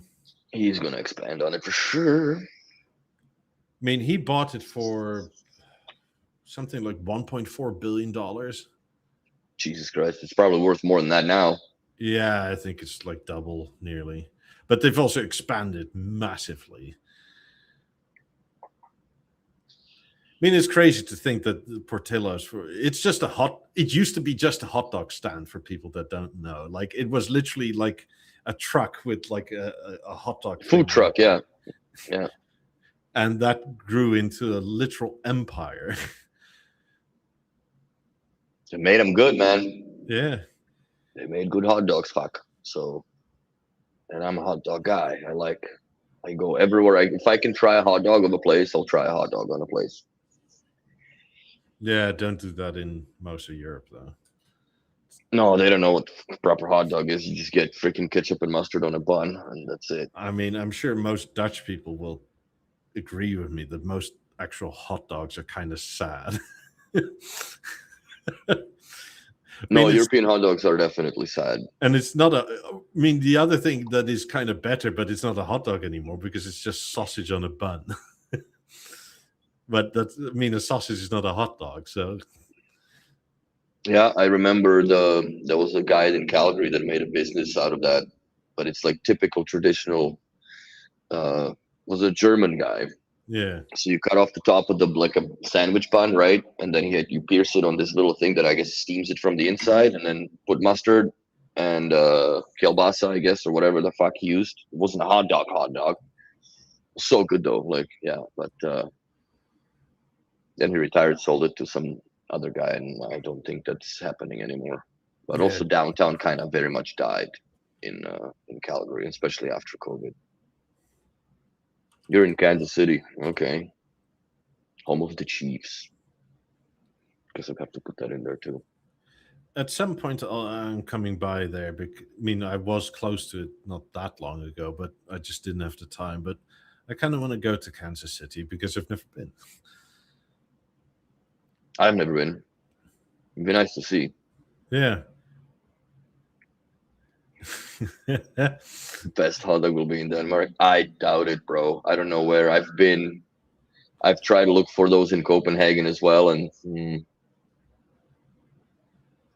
know, it's not even dog. Yeah, it's y'all don't know what the fuck y'all doing with the hot dogs, man. I'm sorry, don't even like you can't defend this shit, bro. You don't know what you're doing with the hot dogs over there. I mean, I'm sure some Danish food is good, right? Other than the weird fish that's fermenting and that sort of Swedish adjacent stuff. That was a very interesting episode a few years back, the surströmming episode. Yeah, that I don't understand how that became. I guess if you have nothing, then whatever's on the bottom of the barrel and you're stuck in the middle of the ocean with, you either eat that or you die. Yeah, fucking put an onion on it, I guess. But, well, I mean, the Swedes are weird, right? Like, I'm sure Anders will agree. I think that the whole story behind surströmming is that some Danes were fishing in the waters near Sweden. And one of the ways to keep your fish fresh, right, and not be eaten by bears and stuff, is you dig a hole in the ground and put all your fish in and then fish some more. Then once you're done, undig it all and go back home. Apparently they forgot a few holes, and then the next year it was all fermented, and then some Swedes were like, "Can I buy this from you?" And the Danes were like, "Buy it? Sure, I guess." Fucking A, man. And it's a delicacy, bro. This is a national delicacy, actually. Here you go. In the Swedish world, like, this is so tasty. No, that ruined the onions, like chopped onions. That ruined it for me for a whole month. I couldn't eat them. It was just fucking what a terror show that was. And we tried it like proper. Like, if you can find that episode, then go look at it. It was still like, it was a little shitty because we're doing it with the iPad and some of the parts were muted because the way that the iPad was held was on the microphone, more or less. Yeah. But you'll get the gist of it, man. It was I was at some point, I was worried, like, fuck, I hope that smell doesn't stay on my 90s, bro. Like, if I opened it like a moron, I think that would have been a disaster, like overall disaster. But I opened it in the sink with water like you're supposed to, right? So you don't get the juice just shooting everywhere. And it smells like death, bro. Wow. Like, that was the grossest thing I've ever ingested. Like, not just willingly, like, ever in my life, that even, That was not even a bet that I lost. Just Eric sent it, so fucking let's try it out. It was bad. But yeah. Kansas City barbecue is quite famous, so I'd be coming for the food mostly and just to see what's going on. Oh yeah, yeah. Kansas can do barbecue for sure. I mean, most of the states do good barbecues, though. Like if you think about it. Yeah, other than like New York and California. Yeah. New Yorkers don't really barbecue. I guess it's more or less because there's nowhere to really do it, right? Like if you're growing up around, open backyard homes, like you have a barbecue, that's just what happens. We never had that in Europe till we moved here. My dad bought a first barbecue here. Yeah, I love barbecue. And then walked with a fucking meat knife right through the screen, the bug screen that you have on the... Yes. Just fucking hell. I'm like, yeah, there you go. After we're done the dinner, I guess we're going to go to Home Depot to buy a replacement and put it back. Because bugs are a real problem sometimes. Yeah. But yeah. Yeah, I'll make it to Kansas at some point too. I mean, if nothing else, right? I'm going to see all 50 states before my time is up. I would like to do that as well. I've seen, not a lot, but I've seen, a diagonal line when I was coming to Florida. So now I'll get to see it from Vermont down through New York, which I haven't traveled through. And but yeah, I would like to go all the way, along the bottom border to Texas. Yeah. And not go all the way up to Montana, because Montana I've been to, but then go up just under Montana and go back down or back towards Florida. Yeah, I've actually not just driven through, but actually been to, I forget now, it was like 22 states. Mm-hmm. So like I'm nearly halfway. I mean, I've driven through states, but I've also stayed in states as well, as far as like, overnight. But it's not, if you're driving somewhere with the purpose of getting there, it's not something like I've driven here in purpose to just, be here and look around and do this. Like most of the looking around was fucking on Google quickly, where's another next cigar shop that I can buy some sticks for my next 8-hour stretch. And that was basically it. I mean, one of the places I also really want to go is Santa Fe, New Mexico, because that place is like an alien world, right? Like it doesn't even look like Mexico. It looks like something totally different, and it's very sort of stuck into like 200-300 years ago, mm-hmm. which makes it very interesting. I mean, they also still build quite a lot of their buildings with like clay and stuff like that. Oh, but really? It's super effective against the heat. I guess, yeah. Well, that's some serious desert heat for sure. Yeah. So it's one of those things. It's let's see.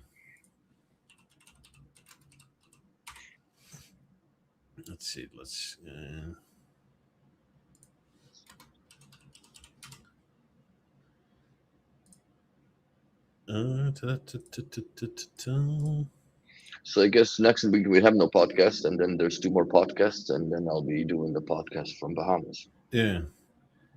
So you still have quite a lot of this sort of like going on, eh? Clay buildings, and then sort of mixed in Spanish.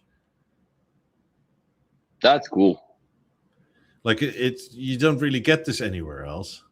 Mm-hmm.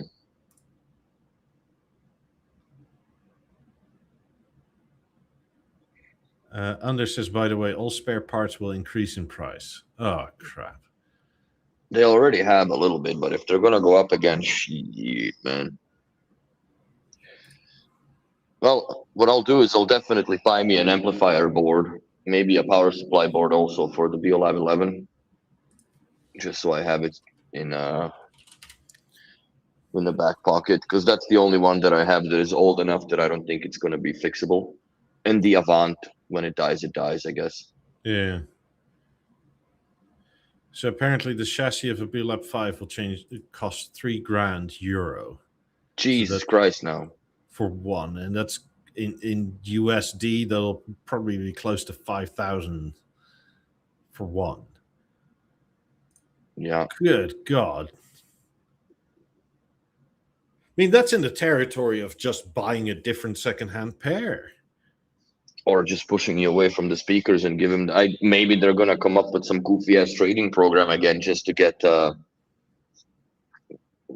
off the market. I think that they want to try to do that, like they've done with the 20K off of the BeoLab 50s when you trade in your 5s.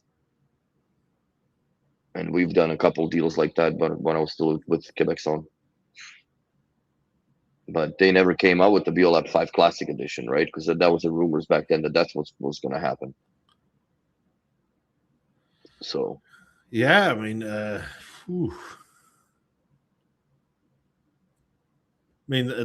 is. I mean, if you have a broken 5 or think it's going, you might as well do it right now, right? yeah. Like, so to go like, can you just service this whole thing and give me a new chassis, please? Or just buy yourself a spare one. Yeah. I mean, can you even still get them spare, or is it all refurbished? No, they're all refurbished. Yeah, but as in, like, can you get it, or is it only based on like trade-in? Like, we will only sell this to you if we get no, you can order one still. You can still order a whole thing. Okay. So, I would suggest to do that. I mean, the only thing I'm gonna imminently buy, I guess, is some spare WISA boards for like 17s and 18s and stuff. Yes. That I would buy the DSC board, not the because the WISA board doesn't really make much difference. But most time that I've seen, the failure was on the DSC board, which is connected to the WISA board. So then the whole thing is fucked up. Well, I have one 17 that is a bit wonky on occasion, and it loses WISA, but if it connects properly, there's nothing wrong with it. It plays fine. Mm-hmm. Yeah, there's also a guy that does it here in Canada, but he just takes for goddamn ever to do it. But it's still fixable, right? Like they are okay. They're still repairable if you know what you're doing. But I mean, I know a guy in the Netherlands that does it, but yeah, but it gets to the point where is it really worth doing it, right? From as a customer perspective, like I understand, you're still fixing a 20-year-old speaker. I'm gonna sound like a salesman now, but again, I don't think I would still do it over investing into 28s. I would definitely do that because 28s nowhere near, they come with the output clarity, yes, but the output, no. Like if you like your rock and roll and your shit pumping, then the 5s are the way to go all day long. But I mean, I'm gonna get a beer. Yeah, I'm not sure what I would do. Maybe because I love 5s, don't get me wrong, but I've never had them. So maybe it would be more of a love affair if I actually owned them. Mm-hmm.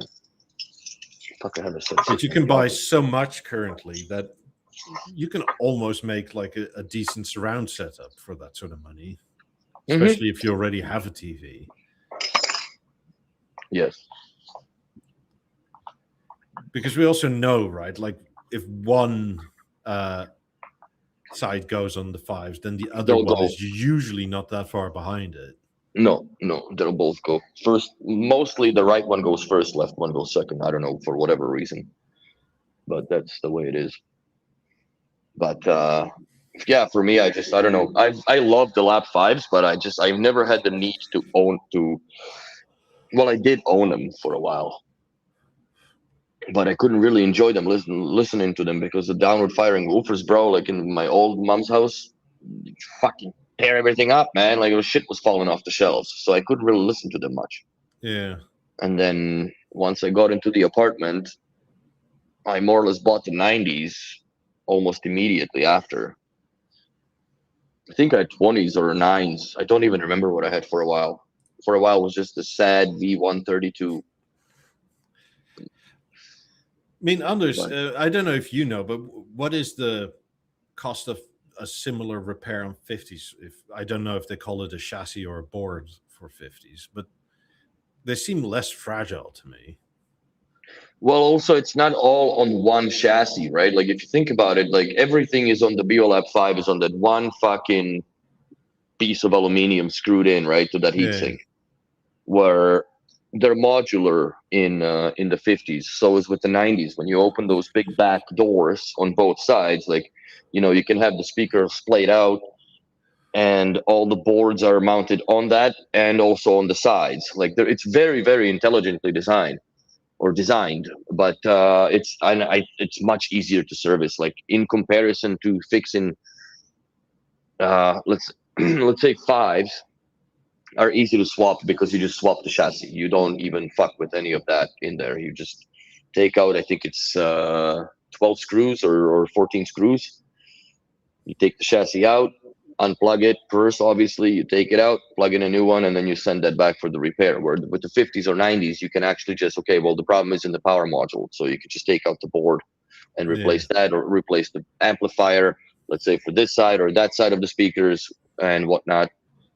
And or input boards if there's an issue with the power link in coming in, whatever, where you can replace a fuse on the BeoLab 5 chassis if there's any issues with the power supply. That's all going back because it's all just mounted fucking inaccessible. You had to take it all apart in order to get into that. So the serviceability of the newer speakers, it's much easier, much more user friendly, much more we can do this on site type of thing, which I think what was intended. Even with the fives, right? Because you don't want to be lugging this thing from the client's home to your service center, right? And you know, the way I would do it normally, I would just take the mushroom off, wrap the fuck out of that in moving blankets, wrap the basic base in the moving blankets, and you know, that BeoFoam that I used to have, and then just take it to the car. Because I'm not gonna throw a fucking Lab 5 sideways into the back of my Audi. Like, I'm not that savage, but it's less risk if something goes down. Put it in the passenger so you can use the carpool lane. Exactly. Put a freaking bulk cap on the top of it, and that's it. I mean, I don't know if it's my imagination or not, but I have a feeling the 50s will last longer, mainly not so much necessarily. Well, I guess it is design, but not so much in that the boards are better or anything, but they are better at heat management. Electronics are vented. Like in the 90s, electronics are vented, even though it doesn't look like they are. There are holes on the bottom of the speaker that propagate the passive flow, and you know, obviously missing the drivers that are imperative not to be messed with the hot air. So nothing really comes out from the front, but everything comes up from the two bottom points, like this one here. Yeah, it rises, the heat rises upwards. And in fives, it's completely sealed. Everything's completely sealed because you have a mid bass that is in its own enclosure, so that already occupies a certain volume of air. And then you have the bottom woofer, which is the fucking huge one, and the magnet of it is clearing the boards by maybe half a centimeter, maybe a centimeter if I'm generous, right? So all that resides on top of one another, and then you have what, 5 or 6 of those ribs at the back of the speaker to be responsible for cooling all of that. No, that will at some point fucking die because it will just cook itself. For anybody that has 50s, if you've had them on for, I don't know, 30 minutes or so, just hold your hand against those cooling veins on the back. You'll just feel the heat rising. They're quite effective at it. I mean, and that I don't even necessarily know if it's necessarily the heat that kills the fives, but it's probably more the vibrations. I'm sure that has something to do with that because everything is so close to one another. Both, where like the heat makes it somewhat pliable, and then the vibrations just yank on everything. Yeah, but I think it's also the heat, especially when you listen to them in the summer and they're against the windows. Oof.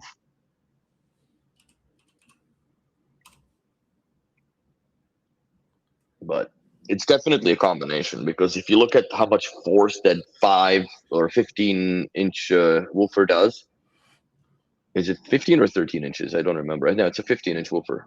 I think Like so. that's a lot of power that this thing, puts and that cabinet through the pressures, man. and it's sloppy. Hmm. Like it doesn't like stop immediately.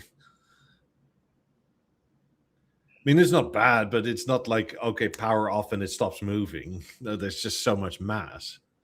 Oh yeah. But it's still still like, it's a feat of their engineering for the time that's been, because there was nothing really much better, not just in B&O's round, there wasn't, but even around anywhere else. Like there's no speaker that I know of prior to that self-attenuates their bass response based on the microphone readout from themselves. Yeah, I think the first one sold 24 years ago. Mm-hmm. So it was designed probably 27, 28 years ago, or starting to be designed. Oh yeah. That was before Jeff's time still. Yeah. I mean, imagine using a 25-year-old computer, right? Right. I mean, that's a bigger step than using the first iPhone. I kind of need a 25-year-old computer because I need to dump a program into a BO6 remote, and not a pinata on the new ones, man. I need a fucking Windows XP. Shit. When was Windows XP? Because I think that was 2000s. Like I ran Windows XP on my laptop in 2004, 2006, I believe still. Then it was Windows Vista that came out, which was a disaster. Yeah, it was 2001 XP. Because I was just thinking, like, were we still using Windows 98 back then? Because I still remember 95. Yeah. And the upgrade from 95 to 98 was actually quite significant. Fuck. I've just debated about installing the BeoPlayer back into the mix here, and see if I can somehow make it reachable. I guess I can make it reachable with my in the app as a DLNA server, but just my computer.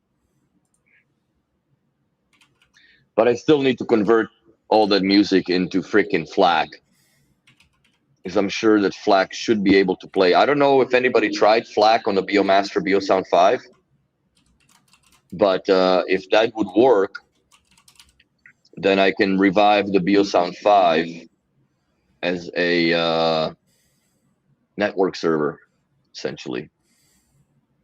Because the only way to do it is you have to have the head unit attached to the fucking thing.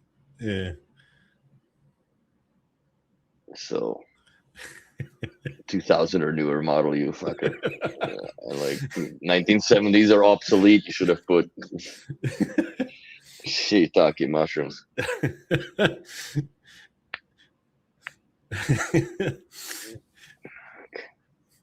We're all T800s at the end of the day. Pretty much, but we're all obsolete but not ineffective. That's the god honest truth, eh? That's funny. But yeah, what were we talking about before you derail this shit? I don't even remember. Yeah, the 5's dying. Yeah, but you know what? That's just such our times.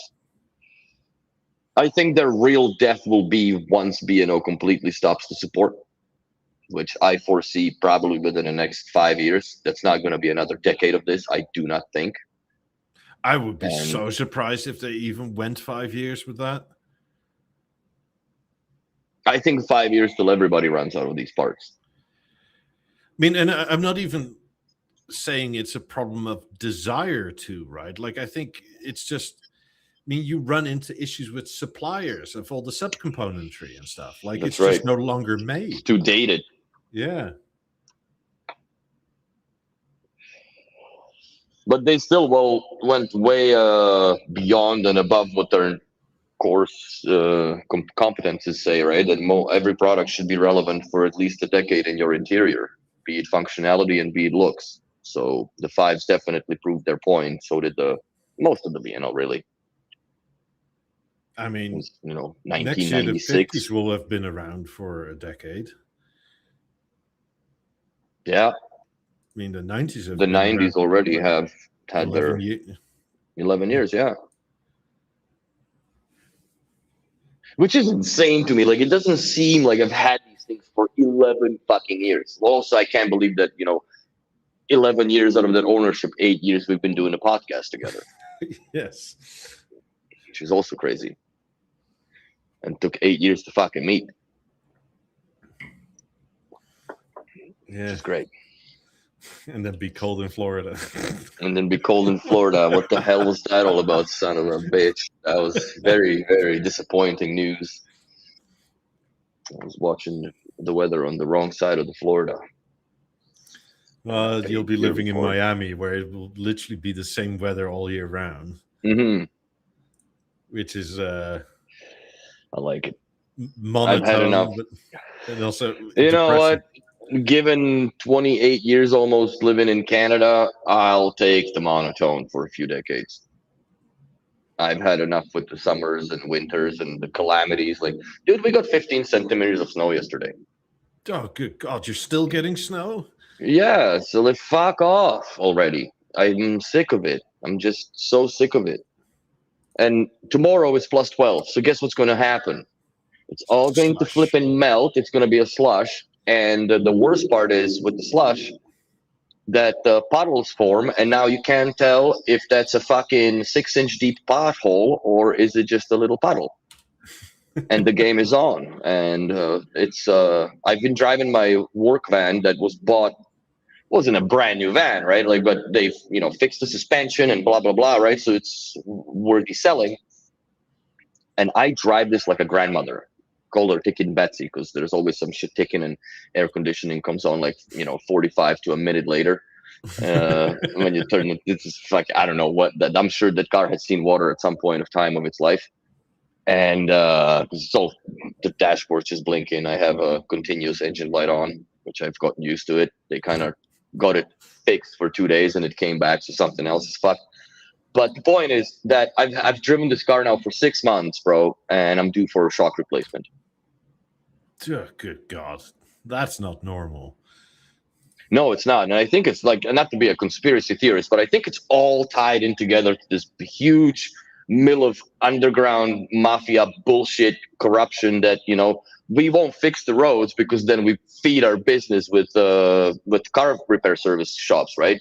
Because there's so many. I've never seen so many service shops in my life. On every corner, you have a freaking Easy Pneu, whatever, the fucking shocks, and see line of cars on and getting fixed.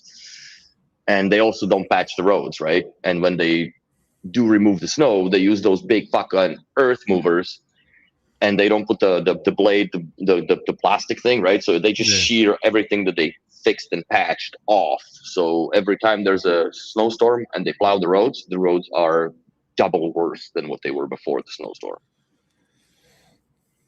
Unbelievable. Like you need a Jeep here with like 36-inch tires, mudders, right? At least like this much rubber off the rim, and even then you'll be changing your shit.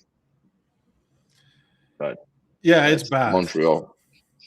And I don't know if they pride themselves on that, because I think that if this was in Calgary, the mayor would have been on the sticks already somewhere in front of the city hall. Like, there's no way that they would let that shit slide this far. Well, maybe it's time to buy a pickup truck, right? But those ruin the roads even more. So. But you can't, like, it's so difficult to drive this thing downtown here. Like, even my van is sometimes like, I can't fit there. Like, because you got a parallel park. Like, my colleague drives a Sprinter, a full-size Sprinter. And that's, you circle, yeah, I can see the job site, can't park. Or, if there's material to be dropped off, you do the hazards on, right? Dump it all off, and then see you guys in 15, 20, half an hour. Depends on where I park and if I park. Yeah. So that's the fun of Montreal. But anyways, I'm ranting too much nonsense. Nobody's life's being affected by this. But yeah, come to Montreal, rent a car, have fun. You can do off-roading with street lights on. That's it's a very unique experience. And you can tell drunk people by the ones that are driving straight, because everybody tries to dodge the potholes, but the straight through drivers are definitely impaired. So that's what I've learned over time being in Montreal. But anyways, enough of this nonsense. You come join our Discord. We'll be out next week, and we'll be back in about 2 weeks. Go buy Willie a coffee at buymeacoffee.com/BeoWillie. Maybe I'll go to Vermont and get some bourbon on next Sunday, since nothing's going to be happening. Yeah. I was going to go yesterday, but the store didn't permit it. Hope everybody has a good 2 weeks, and we'll see you all soon again. Bye. Ta-ta.